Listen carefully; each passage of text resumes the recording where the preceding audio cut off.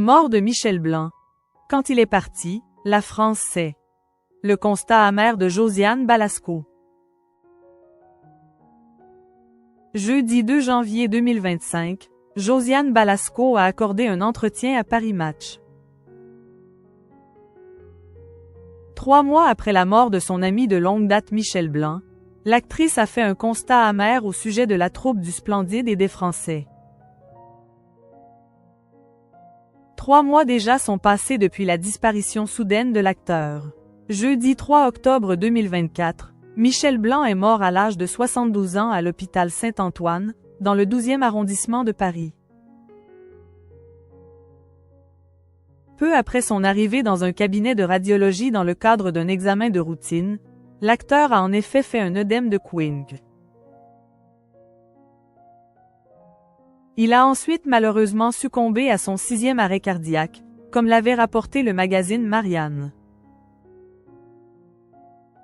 Rapidement, Josiane Balasco avait fait part de sa peine en évoquant la disparition de son ami de longue date. Jeudi 26 décembre 2024, pour Midi Libre, l'actrice a révélé avoir été touchée par la manière dont la mort de Michel Blanc avait impacté les Français. Oui, ce salaud nous a quittés sur un malentendu, on l'a entendu 10 fois, mais c'est vrai et ça a été terrible, c'est une très mauvaise blague qu'il nous a faite.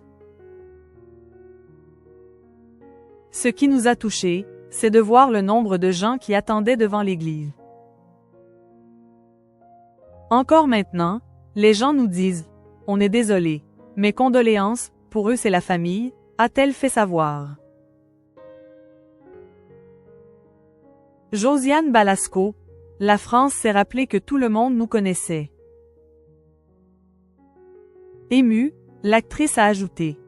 Il nous a fait le coup de partir le premier, sur un accident terrible, stupide, on se dit qu'il faut qu'on se revoie plus souvent. La troupe du Splendide, NDLR, maintenant, pour éviter de se retrouver au cimetière.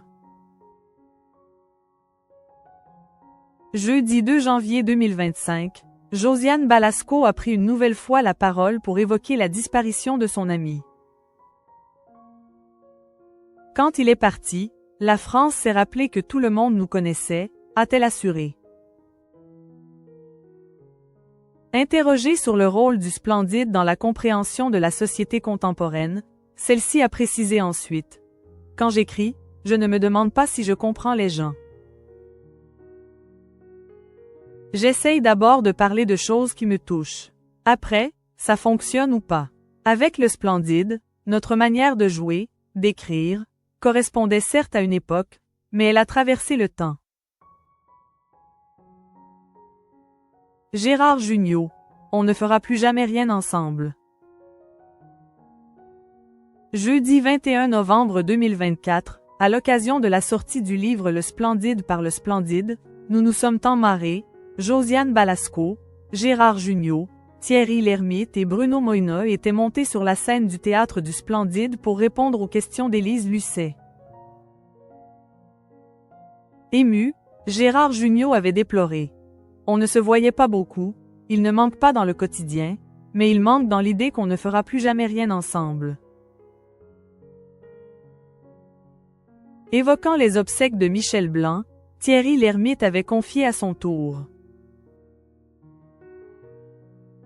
C'était absurde de penser qu'il était dans cette boîte, franchement, il était avec nous, avant que Bruno Moina n'ajoute. Oui, on avait l'impression qu'il était aligné avec nous dans l'église.